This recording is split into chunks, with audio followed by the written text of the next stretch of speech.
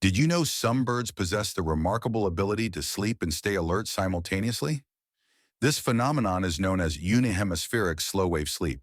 Ducks, for instance, can rest one half of their brain while the other half remains vigilant. This adaptation allows them to keep watch for predators while still catching some needed sleep.